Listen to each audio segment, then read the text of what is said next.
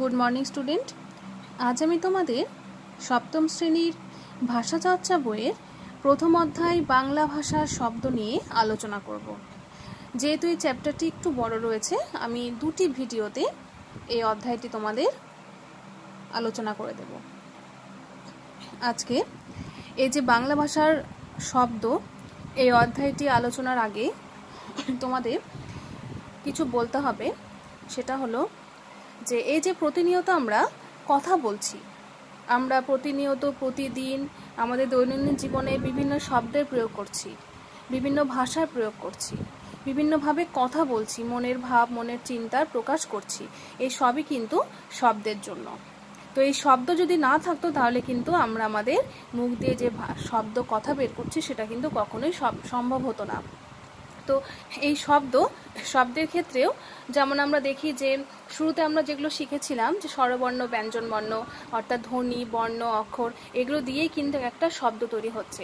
এই শব্দগুলো যখন আমরা একটি পরপর সাজাচ্ছি তখন সেগুলো দ্বারা একটা বাক্য তৈরি হচ্ছে এবং সে বাক্যের দ্বারাই আমরা প্রতিনিয়ত আমাদের মনের ভাব বা মনের ইচ্ছা প্রকাশ করছি বা কথা বলছি। তো এই বাংলা ভাষার শব্দটা কি? এই যে শব্দগুলোর প্রয়োগ করছি প্রতিনিয়ত, বিভিন্ন শব্দের প্রয়োগ হচ্ছে, ব্যবহার হচ্ছে, এই শব্দগুলো হঠাৎ করে কিন্তু চলে আসেনি।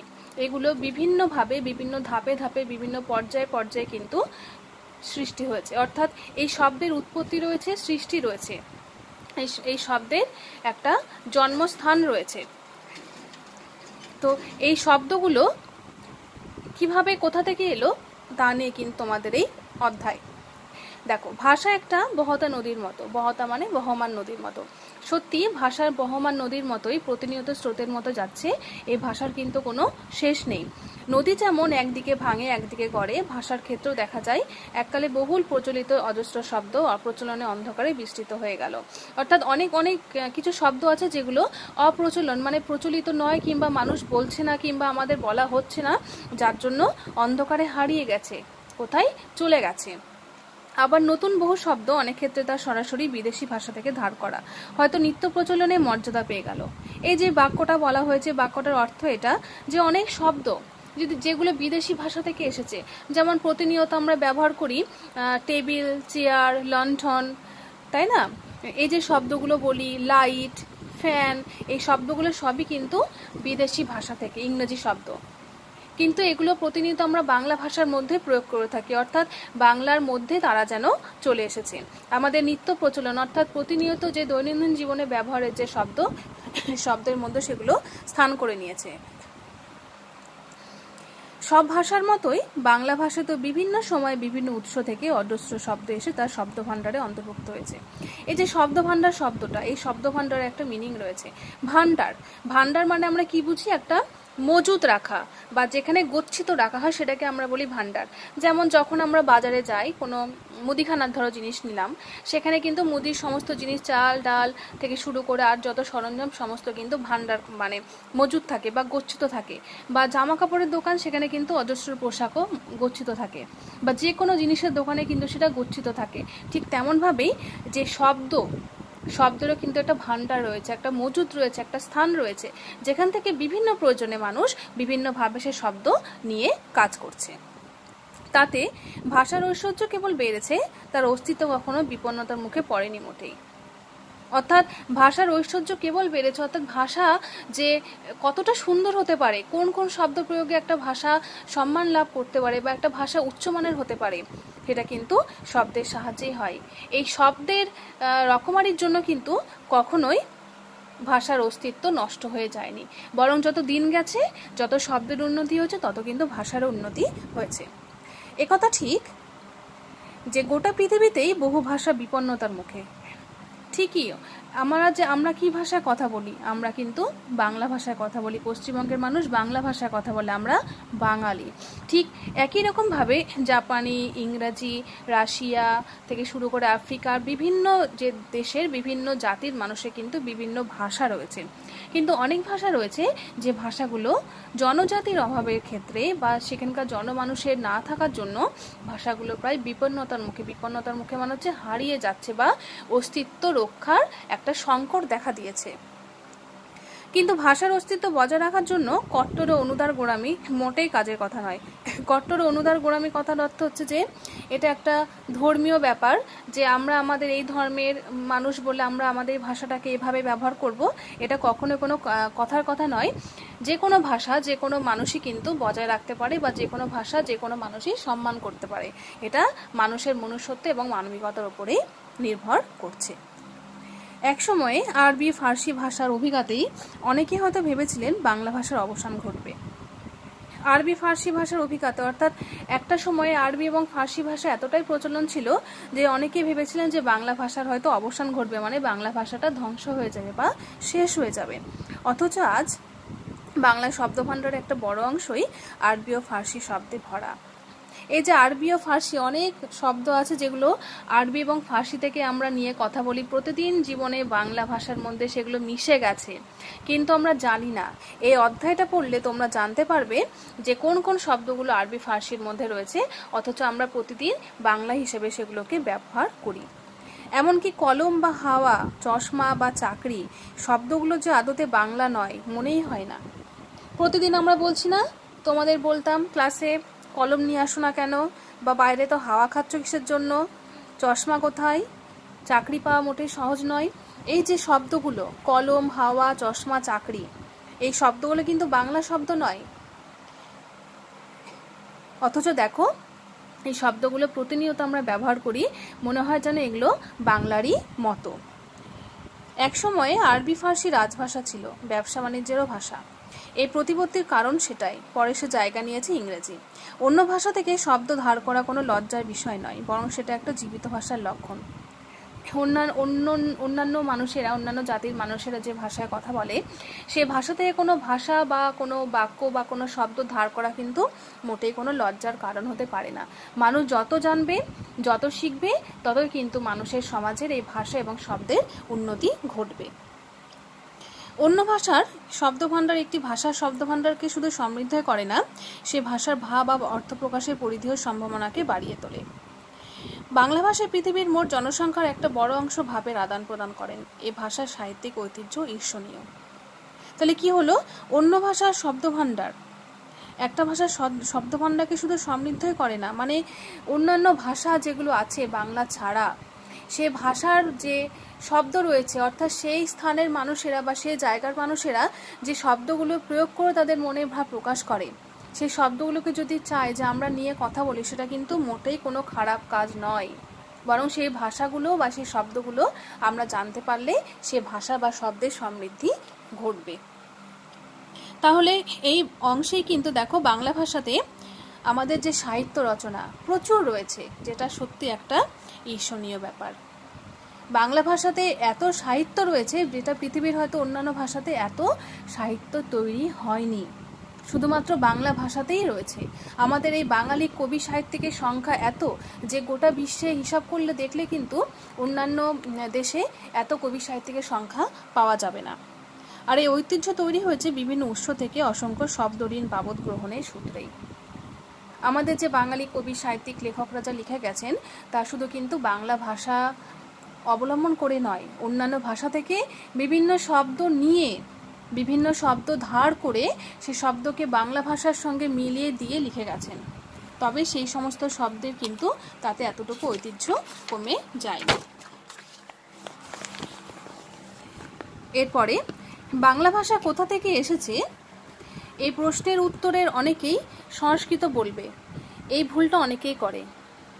অনেকেই ভাবে যে বাংলা ভাষার জননী হয়তো সংস্কৃত, অর্থাৎ বাংলা ভাষা সংস্কৃত থেকে এসেছে। বাংলা সহ ভারতের বিভিন্ন প্রদেশে বর্তমানে প্রচলিত অন্যান্য প্রাদেশিক ভাষাগুলোকেও বলা হয় নব্য ভারতীয় আর্য ভাষা। তোমরা যেহেতু এখন অনেকটাই ছোট, তাই নব্য ভারতীয় আর্য ভাষা কিংবা মধ্য ভারতীয় আর্য ভাষার সম্বন্ধে এতটা তোমাদের ধারণা হবে না। তবে তোমরা যদি উঁচু ক্লাসে বাংলা নিয়ে পড়তে চাও তাহলে গ্র্যাজুয়েশন লেভেলে এবং মাস্টার ডিগ্রি লেভেলে কিন্তু এই চ্যাপ্টারগুলো পাবে। নব্য ভারতীয় আর্য ভাষা মানে আধুনিক ভারতীয় আর্য ভাষা বা প্রাচীন ভারতীয় আর্য ভাষা কিংবা মধ্য ভারতীয় আর্য ভাষা, এই সম্বন্ধে ডিটেলসে সেখানে দেওয়া রয়েছে। আমি যেহেতু তোমাদের এখানে রয়েছে আমি ছোট্ট করে একটু বলে দিচ্ছি যে বাংলা সহ ভারতের বিভিন্ন প্রদেশে, মানে ভারতের বিভিন্ন জায়গায় বর্তমানে প্রচলিত অন্যান্য প্রাদেশিক ভাষাগুলোকে বলা হয় নব্য ভারতীয় আর্য ভাষা। নব্য ভারতীয়, নব্য মানে নব বা আধুনিক বা নতুন। আর্য ভাষা, আর্য ভাষা সেই সময় বৈদিক যুগে বা ঋগ্বেদের যুগে যে ভাষার প্রচলন ছিল। প্রাচীন ভারতীয় আর্য ভাষা আর মধ্য ভারতীয় আর্য ভাষার স্তর পেরিয়ে এই ভাষাগুলি আজকের চেহারা পেয়েছে। বেদ যে ভাষায় রচিত সে ছান্দস বা বৈদিক ভাষাকে বলা হয় প্রাচীন ভারতীয় আর্য ভাষা। যে তোমাদের আমি একটু আগে বললাম বৈদিক ভাষা, ঋগ্বেদ, বেদ যে ভাষায় রচিত, তোমাদের এটা জানা হয়ে গেল যে বেদ হচ্ছে ছান্দস বা বৈদিক ভাষায় রচিত। এটাই হচ্ছে প্রাচীন ভারতীয় আর্য ভাষা, একদম বহু পুরনো ভাষা, যে সময় কিন্তু বেশিরভাগ কবি লেখকরা সংস্কৃত ভাষাতেই বা বৈদিক ভাষাতেই লিখতেন। কালক্রমে এই ভাষা যত ছড়িয়ে পড়তে লাগলো তত বিভিন্ন স্থানে আলাদা আলাদা প্রভাবে ছান্দস ভাষা নানা রকম রূপ নিতে লাগলো। এই স্তরটিকে বলা হয় মধ্য ভারতীয় আর্য ভাষা যুগ। অর্থাৎ এই বৈদিক ভাষাটা যখন পরবর্তীকালে বিভিন্নভাবে বিভিন্ন জায়গায় আলাদা আলাদা রূপ নিতে লাগলো তখন সেটা হয়ে গেল মধ্য ভারতীয় আর্য ভাষা। অর্থাৎ এই প্রাচীন ভারতীয় আর্য ভাষা মানুষের মুখে উচ্চারণের সুবিধার জন্য বিভিন্নভাবে পরিবর্তিত হতে লাগলো বা বিভিন্নভাবে সে ভাষার পর্যায়টা চেঞ্জ হতে থাকলো। এটাই হচ্ছে মধ্য ভারতীয় আর্য ভাষার যুগ। যেমন আমি তোমাদের একটা ছোট্ট উদাহরণ দিই। আগে যেমন বলা হতো যে, আগে শুধু আগে না, এখনও তেমন চল আছে, গ্রাম, তাই তো? উচ্চারণের সুবিধার জন্য এই শব্দটিকে অনেকে বলে গেরাম। কিংবা আগে যেমন বলা হতো মৎস্য, সংস্কৃত ভাষায় বা বৈদিক ভাষায় বলা হতো মৎস্য, কিন্তু আমরা তারপরে এই শব্দটা এসেছে মৎস্য, তারপরে এসেছে মাছ। এই যে পরিবর্তনগুলো আসছে এটাই হচ্ছে প্রাচীন ভারতীয় আর্য ভাষা, মৎস্য হচ্ছে মধ্য ভারতীয় আর্য ভাষা, আর মাছ হচ্ছে আধুনিক বা নব ভারতীয় আর্য ভাষা। এই ভাষাগুলি সাধারণভাবে নাম দেওয়া হলো প্রাকৃত ভাষা। তাহলে মধ্য ভারতীয় আর্য ভাষার নাম কি দেওয়া হলো? প্রাকৃত ভাষা। খ্রিস্টপূর্ব 4র্থ শতকে গোটা ভারতে মান্য একটি ভাষার প্রয়োজনে ছান্দস ভাষা আদর্শে পাণিনি নামে এক পণ্ডিত, দেখো পাণিনি পণ্ডিত একজন বৈয়াকরণ ছিলেন, ব্যাকরণবিদ ছিলেন, সমসময়ে প্রচলিত ভাষার সংস্কার করেন। সংস্কার করা বলেই এই ভাষার নাম হলো সংস্কৃত। তাহলে ছান্দস ভাষার আদর্শে এই বৈয়াকরণ বা ব্যাকরণবিদ পাণিনি যে ভাষার সংস্কার করেছিলেন বৈদিক ভাষাকে, সেই ভাষার নামই হলো সংস্কৃত। সুতরাং সে অর্থে সংস্কৃত একটি কৃত্রিম ভাষা। বাংলা ভাষা জননী কিন্তু এই প্রাকৃত ভাষাগুলি। তাহলে আমরা যদি পরীক্ষা তোমাদের এমন প্রশ্ন আসে যে বাংলা ভাষা জননী কোন ভাষাকে বলা হয় এবং কেন, তোমরা অবশ্যই লিখবে বাংলা ভাষা জননী কিন্তু প্রাকৃত ভাষা। এই প্রাকৃত ভাষাগুলিকেই পরবর্তীকালে যখন সংস্কার করা হয় তখন সেটা সংস্কৃত ভাষা নাম নেওয়া হয়। সেজন্যই বলা হচ্ছে কৃত্রিম ভাষা। কৃত্রিম সেটাই যেটা মানুষ তৈরি করে, যেটা নিজে থেকেই সৃষ্টি হয় না। তবে অন্য যে কোনো প্রাদেশিক ভাষার মতোই বাংলা ভাষার শব্দভাণ্ডারেও অন্তত 40% জুড়ে সংস্কৃত শব্দ রয়েছে। মানে 100 ভাগের মধ্যে 40 ভাগই রয়েছে শব্দভাণ্ডারের মধ্যে সংস্কৃত ভাষা। হওয়াটাই স্বাভাবিক, কারণ বৈদিক যুগে বা ঋগ্বেদের যুগে সেই সময়ে কিন্তু সমস্ত লেখা আমি তোমাদের যেটা বললাম সংস্কৃত ভাষাতেই কিন্তু লেখা হতো। এই প্রাকৃত ভাষাগুলি পরবর্তী সময়ে অপভ্রংশ, অবহট্ট প্রভৃতি স্তর পেরিয়ে আজকে নবভারতীয় আর্য ভাষাগুলি জন্ম দিয়েছে। তাহলে আজকে যে আমরা সহজে কথা বলছি, চন্দ্রকে আমরা কেউ চন্দ্র বলি না, চাঁদ বলি, হস্তকে কেউ হস্ত বলি না, হাত বলি, তাই না? তাহলে এই যে শব্দগুলো, বৎসকে কেউ বৎস বলি না, বাছা বলি, এই শব্দগুলো কিন্তু এইভাবেই সেই সংস্কৃত থেকে বিভিন্ন প্রাকৃত ভাষা থেকে বিভিন্নভাবে স্তর পেরিয়ে পেরিয়ে প্রাচীন ভারতীয় আর্য ভাষা, মধ্য ভারতীয় আর্য ভাষার স্তর পেরিয়ে পেরিয়ে নব্য ভারতীয় আর্য ভাষা এসে ঠেকেছে। অসমিয়া, এটা অহমিয়া হবে না, এটা হবে অসমিয়া। কেমন? অসমিয়া না আসামীয় ভাষা। অসমিয়া বা ওড়িয়ার মতো বাংলা ভাষার জন্ম এভাবে মাগধী প্রাকৃত থেকে হয়েছে বলে পণ্ডিতেরা মনে করেন। কিন্তু আর্যরা আসার আগে তো এদেশে অন্য মানুষেরা ছিলেন, আর পূর্ব ভারতে তথা বাংলায় আর্যদের আগমন ঘটেছে অনেক পরে, গুপ্ত যুগে। এই যে প্রাগার্য মানুষেরা, মানে হচ্ছে আর্যরা আসার আগের যে মানুষেরা, এদের ভাষার বেশিরভাগই শব্দ এখন অপ্রচলনে আড়ালে হারিয়ে গেছে। এই যে আর্যরা এসেছিলেন যে সময়, এটাকে আজকের কথা, হাজার হাজার বছর আগে। তো সেই সময়ে আর্যরা আসার আগেও যারা এসেছিলেন তাদের ভাষা কিন্তু এখন হারিয়ে গেছে, কারণ সেই ভাষা বলার মতো এখন কোনো জাতি নেই, বা সেই ভাষাও এখন আমরা কেউ বলি না। তবুও তার মধ্যে কিছু শব্দ রয়ে গেছে। শিকড়ের দিক থেকে কোনো শব্দ অস্ট্রিক, কিছু দ্রাবিড় বা কিছু মঙ্গোলয়েড। সে সময় কিন্তু আমাদের ভাবলে অবাক লাগে যে অস্ট্রিক ভাষা, দ্রাবিড় ভাষা, মঙ্গোলয়েড ভাষা, এই সমস্ত শব্দ বা ভাষায় কথা হতো, যেগুলো এখন আমরা পাই বুঝতেই পারি না। এই শব্দগুলি বাংলা শব্দভাণ্ডারের সবচেয়ে প্রাচীন শব্দাবলী। খাঁটি দেশি শব্দ একমাত্র এগুলোকেই বলা চলে। তাহলে খাঁটি দেশি শব্দ কোনগুলো? এই অস্ট্রিক, দ্রাবিড়, মঙ্গোলয়েড, এগুলো হচ্ছে খাঁটি দেশি শব্দ। এবার নিচে উদাহরণ আছে, এই উদাহরণগুলো দেখলে বুঝতে পারবে খাঁটি দেশি শব্দ কেন। দেশি শব্দ কেন বলা হচ্ছে? কারণ সেই সময়ে দেশে এই ধরনের শব্দই কিন্তু ব্যবহার করা হতো প্রাক আর্য যুগে। এই শব্দগুলো, ভাষাগুলো প্রচলন না হলেও শব্দগুলো কিন্তু আজকে আমাদের এই বাংলা শব্দভাণ্ডারের মধ্যে ঢুকে গেছে বা বাংলা শব্দভাণ্ডারের মধ্যে চলে এসেছে। তাহলে এখানে 1 নম্বর আছে খাঁটি দেশি শব্দ। তোমাদের যে কাজটা হবে, তোমরা এই শব্দগুলো পড়ে একদম ঝপাঝপ মুখস্থ করে ফেলবে, চোখ নাক মুখ বন্ধ করে, কোনো দিকে না তাকিয়ে। তোমরা যত শব্দ মুখস্থ করবে তত তোমাদের শব্দভাণ্ডার বাড়বে এবং তোমাদের শব্দ সম্বন্ধে জ্ঞান হবে। কি কি আছে? ধামা, ঢোল, মাঠ। দেখো, আমরা প্রতিনিয়ত মাঠ শব্দটা ব্যবহার করি, কিন্তু আমরা জানতাম না যে এটা একটা অস্ট্রিক, দ্রাবিড় কিংবা মঙ্গোলয়েড শব্দ, যেটাকে এখন খাঁটি দেশি শব্দ বলা হয়। মাঠ, ঝাঁটা, খোপা, টোপর, চর, ডিঙি, এরকম বহু আছে। দেখো, ডাগর, খেয়া প্রভৃতি। একই সঙ্গে ধেই, দেই, হাঁস, ফাঁস, লটপট, এগুলো হচ্ছে ধনাত্মক বা অনুকার শব্দগুলোকে খাঁটি দেশি শব্দ বলা হয়। ধনাত্মক বা অনুকার শব্দ বলছে কেন?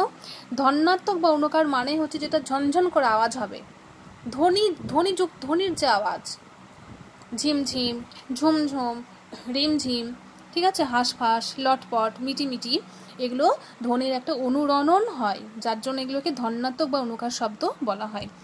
ভাব প্রকাশের নিখুঁত মাধ্যম হিসেবে এই শব্দগুলো জুড়ি মেলা ভার, মানে হচ্ছে ভাব প্রকাশের ক্ষেত্রে আমরা যখন আমাদের মনের কোনো কথা প্রকাশ করি বা ভাষায় সেগুলো ব্যক্ত করি বা লিখি, তখন কিন্তু এই শব্দগুলোর সাহায্যে যেভাবে আমরা প্রকাশ করতে পারি এমন আর অন্য কোনো শব্দ পাওয়া যায় না। জুড়ি মেলা ভার শব্দের অর্থ হচ্ছে এমন কিন্তু দ্বিতীয় শব্দ আমরা পাবো না। এরপরে চলে আসি তৎসম শব্দ। তৎসম শব্দ বলার আগে আমি তোমাদের বলি, তোমরা মনে রাখবে তৎসম মানেই হচ্ছে সংস্কৃত, যেটা একদম মূল শব্দ, যে সময়ে বৈদিক ভাষায় বা আর্যরা যে ভাষায় কথা বলতো। এরপরে বলতে হয় সংস্কৃত বাংলা উভয় ভাষাতেই অভিন্ন রূপে যে শব্দগুলো প্রচলিত তাদের কথা। এই শব্দগুলোর নাম দেওয়া হয়েছে তৎসম শব্দ। এখানে তৎ বা সে বলতে সংস্কৃত ভাষা, সম বলতে বোঝানো হয়েছে সমান, মানে সংস্কৃত ভাষার সমান। তৎসম মানে হচ্ছে সংস্কৃত ভাষার মতো যে ভাষা বা শব্দ, সেগুলো হচ্ছে তৎসম শব্দ। অর্থাৎ যে সমস্ত শব্দ সংস্কৃত ভাষা থেকে অপরিবর্তিত আকারে বাংলা ভাষায় গৃহীত হয়েছে। অপরিবর্তিত আকারে মানে হচ্ছে কোনো রকম পরিবর্তন ছাড়াই, কোনো রকম পরিবর্তন না হয়ে সংস্কৃত ভাষায় যে শব্দ প্রয়োগ হতো সেগুলো কোনো রকম পরিবর্তন ছাড়াই এখন বাংলা ভাষায় আমরা প্রয়োগ করি, তাদেরকে বলে তৎসম শব্দ। আগেই বলেছি, দেখো বাংলা ভাষায় তৎসম শব্দের সংখ্যা প্রচুর, প্রায় 40%, মানে 40% কিন্তু সংস্কৃত ভাষা। আনুমানিক 50-60 হাজার কিন্তু তৎসম শব্দ। তৎসম শব্দ ছাড়া বাংলা ভাষা কল্পনা করাই মুশকিল। কেন? দেখো, এই যে মাতা হচ্ছে তৎসম, সেই সময়ে ব্যবহার হতো। তোমরা ভালো মতো বুঝবে যে মহাভারত, রামায়ণ যে সিরিয়ালগুলো হয়, তোমরা দেখবে বেশিরভাগ মাতে, বৎস, এই ধরনের শব্দ প্রয়োগ, চন্দ্র, যেগুলো হচ্ছে বৈদিক বা সংস্কৃত ভাষা বা ছান্দস ভাষায় লেখা, এগুলো কিন্তু কোনো পরিবর্তন ছাড়া এখন আমাদের বাংলা ভাষায় মিশে গেছে। সন্তান, স্নেহ, আকাশ, আমরা ভাবি কি যে আকাশটা বাংলা ভাষা, না, এটা হচ্ছে তৎসম শব্দ, যেটা বাংলার সাথে মিশে গেছে। পর্বত, নতুন, সঞ্চয়, পদ, বণিক, প্রশ্ন, ভৃত্য, জল ইত্যাদি অনেক আছে, এগুলো হচ্ছে তৎসম শব্দ। এই তৎসম শব্দগুলো কিন্তু আমার আজকে বাংলা শব্দ হিসেবেই ব্যবহার করছি। এরপরে তদ্ভব শব্দ। তৎসম শব্দের পরেই সংখ্যা থেকে এগিয়ে থাকবে তদ্ভব। এখানে তদ মানে হচ্ছে সংস্কৃত আর ভব মানে হচ্ছে জাত বা জন্ম নিয়েছে। তাহলে তদ্ভব কি হচ্ছে? দেখো, যে সমস্ত শব্দ সংস্কৃত শব্দ দীর্ঘ সময় ধরে ভাষাগত বিবর্তনের পথে প্রাকৃত, অপভ্রংশ ইত্যাদি স্তরগুলির মধ্য দিয়ে পরিবর্তিত হয়ে বাংলা ভাষার শব্দভাণ্ডারে স্থান নিয়েছে। অর্থাৎ সংস্কৃত থেকে জন্ম নিয়ে, সংস্কৃত থেকে জন্ম নিয়ে পরিবর্তনের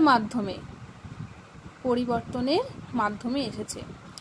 জন্ম নিয়েছে সংস্কৃত থেকে, কিন্তু বিভিন্নভাবে বিভিন্ন ধাপে ধাপে বা স্টেজে স্টেজে পরিবর্তন হয়েছে, তারপরে আমাদের হাতে এসে শব্দগুলো পৌঁছেছে। এগুলোকেই বলা হয় তদ্ভব শব্দ। এখানে খুব সুন্দরভাবে উদাহরণ দেওয়া আছে, দেখো বুঝিয়ে দিচ্ছি। সংস্কৃত হচ্ছে গাত্র, সেটা প্রাকৃততে হয়ে গেল গা আ, বাংলায় চলে আসলো গা। তোমাদের মায়েরা বলে না বাড়িতে এই গা ধুয়ে নে, কেউ কিন্তু বলে না যে গাত্র ধুয়ে নে, কারণ এই শব্দগুলো আমরা আজকে আর ব্যবহার করি না, কিন্তু আমরা গা শব্দটি প্রয়োগ করি। আমরা কি বলি সবাই, তোমরা তোমাদের হস্ত ভালো করে ধুয়ে নাও? বলি না, আমরা কি বলি? হাত। তার মানে হস্তটা সংস্কৃত শব্দ, যেটা প্রাকৃত শব্দ থেকে এসেছে। তারপরে হচ্ছে হত্থ, প্রাকৃততে গিয়ে হচ্ছে হত্থ। বৈদিক বা ছান্দস বা সংস্কৃত হচ্ছে হস্ত, প্রাকৃত হচ্ছে হত্থ, বাংলায় হচ্ছে হাত। মৎস্য, মৎস্য, মাছ। এই যে পরিবর্তনগুলো, এই পরিবর্তনগুলো তোমাদের খুব ভালোভাবে দেখতে হবে। চন্দ্র থেকে চাঁদ, আমরা সবাই কিন্তু চাঁদ বলে অভ্যস্ত, খুব একটা লেখা ছাড়া চন্দ্রের প্রয়োগ আমরা করি না। তারপরে কোথাও দেখছি ধ্বনি লোপ পাচ্ছে, কোথাও আবার ব্যঞ্জন সংগতি বা সমীভবন হচ্ছে দেখছি। অন্য কোনো ধ্বনির আগমনও দেখা যাচ্ছে কোথাও কোথাও। ধ্বনি পরিবর্তনের এমনই নানা পর্বের মধ্যে দিয়ে প্রাকৃত ভাষার স্তর পেরিয়ে তদ্ভব শব্দগুলি সৃষ্টি হয়েছে। এরকম আরও কিছু নমুনা দিচ্ছি, দেখো। ভক্ত থেকে ভত্ত থেকে ভাত।